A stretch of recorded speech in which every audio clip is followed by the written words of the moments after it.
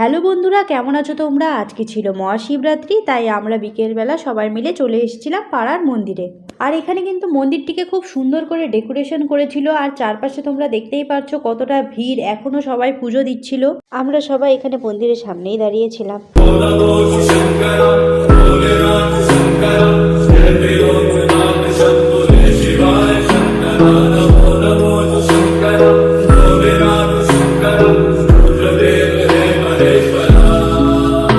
আমি এখানে ভিডিও করছিলাম, আর আমার পেছনে আমার ফ্যামিলি মেম্বার্স তোমরা দেখতেই পাচ্ছ সবাই মিলে ফটো তুলছিল।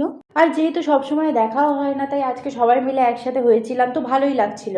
সামনে ঠাকুরের মন্দির তোমরা দেখতেই পাচ্ছ খুব সুন্দর করে সাজানো হয়েছিল।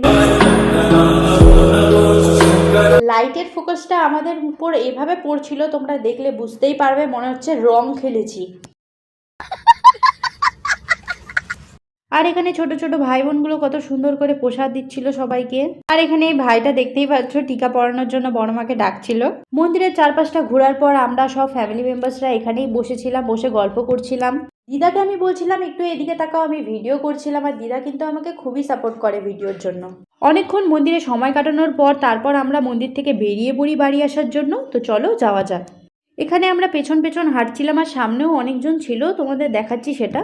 সামনে আমার বড় মার কয়েকটা দিদা যাচ্ছিল হেঁটে, আর আমাদের বাড়ি থেকে কিন্তু মন্দির খুব একটা দূর নয়, বলতে পারো 5 মিনিটও লাগে না। তো তাই আমরা সবাই মিলে খুব তাড়াতাড়ি পৌঁছে গেলাম। তো বন্ধুরা, আমি বাড়িতে চলে এসেছি, আর একসাথে সবাই মিলে সময় কাটানোর পর সত্যিই খুব ভালো লাগছিল, খুব এনজয় হলো। তো আমার ভিডিওটা আমি এখানে এন্ড করলাম। আমার ভিডিওটা যদি তোমাদের ভালো লেগে থাকে তাহলে অবশ্যই একটি লাইক করো, কমেন্ট করো, আর হ্যাঁ, আমার চ্যানেলে যদি তোমরা নতুন হয়ে থাকো তাহলে অবশ্যই কিন্তু আমার চ্যানেলটিকে সাবস্ক্রাইব করে দিও।